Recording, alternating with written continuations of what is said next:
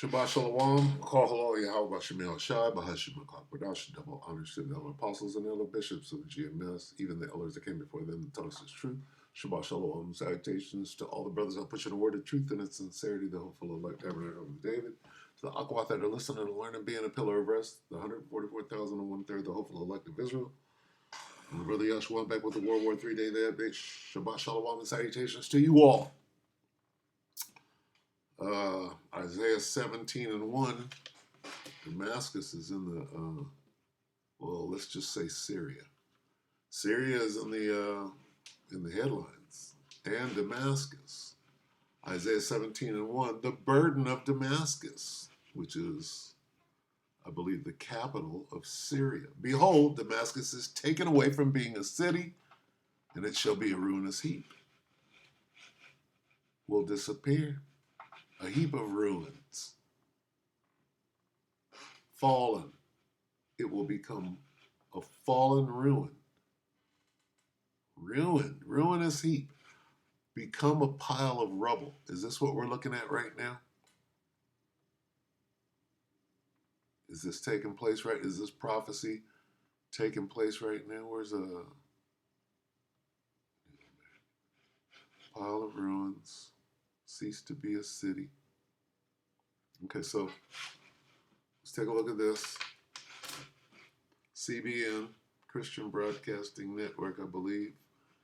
2 hours ago, what? Damascus is falling. Right off the headline. Do we see that? It's falling. Taken away. No longer is about to be removed. Did we see fallen? No longer, taken away, doomed, taken, cease. Taken.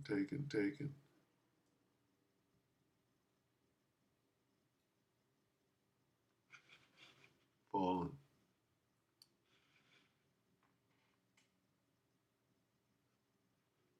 Taken away, passes, fall.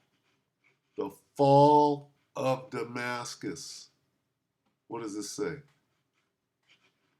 The fall, the prophecy concerning the fall of Damascus. Is this the prophecy concerning this? Damascus is falling. Take it away. See some of the New York skyline here. I'm here on assignment, but one of the main things that is happening right now is happening thousands of miles away in Damascus, and as the title of the YouTube live says, Damascus is falling.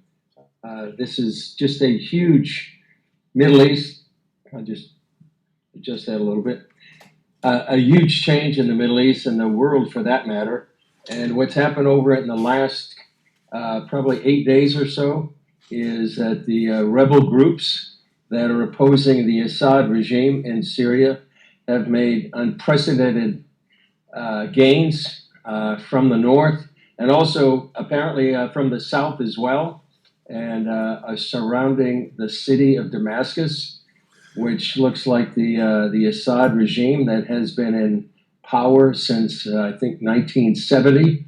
Bashar Assad and then his father Hafez Assad have ruled Syria with an iron fist for all these decades, but it looks like their power is coming to an end, and just a huge time to be aware of what's happening, and also to pray about what's happening because it affects thousands of people, tens of thousands, millions of people, as well as many Christians, Kurds, Yazidis, Druze that are caught in the middle of this battle, and as well has huge implications for Israel, as it's been fighting since October 7th, 2023, against Hamas, against Hezbollah, a really seven-front war against the enemies of the Jewish state, including its main enemy, Iran. So what's happened is that you can go back to 2011 when there was during the Arab Spring, there was a uprising inside Syria, a civil war to take over the Assad regime. He fought that back, and back in 2015, I believe it was both Russia and Iran that came to the help of the Assad regime, and they were able to save the regime. But there were forces up in the northwest of Syria that still remained in opposition to the Assad regime. Just a little while ago, after there was a ceasefire between Israel and Hezbollah, then that was when two groups called HTS, which is Hayat Tahrir al-Sham, and also the SNA, which is the Syrian National Army, both to some degree helped by Turkey, or at least as some people say with the tacit approval of Turkey.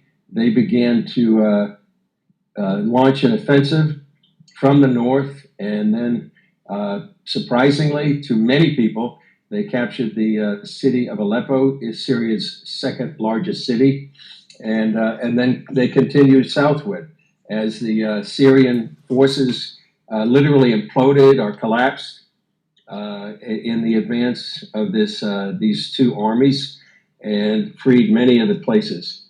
So We'll go ahead and stop it right there. That's a good enough update. We went in almost 4 minutes, but yeah, there you go. So what's going to happen in Syria? Okay. Well, here's what's going to happen in Syria. The West is going to lose. Just to sum it all up succinctly, right, and precisely, the West is going to lose. All right.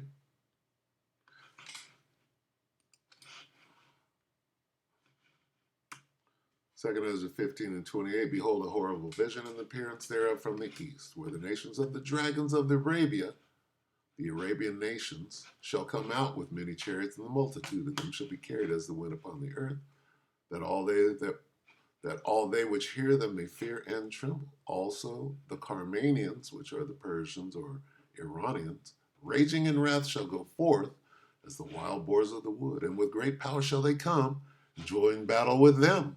Who are they going to join battle with? With the dragons. The dragons and the boars, right?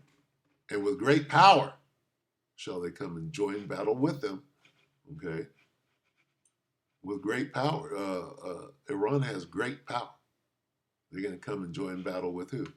The dragons, right?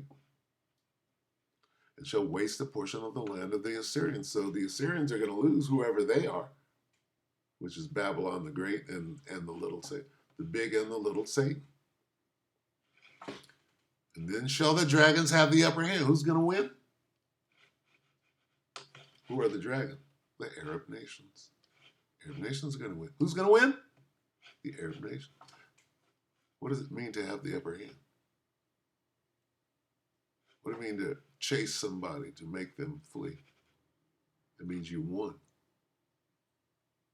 So we know who's going to win. All right? The West is going to lose. They're going to run. So with that, we hope that the elect ratified you, brothers and sisters. Shalom.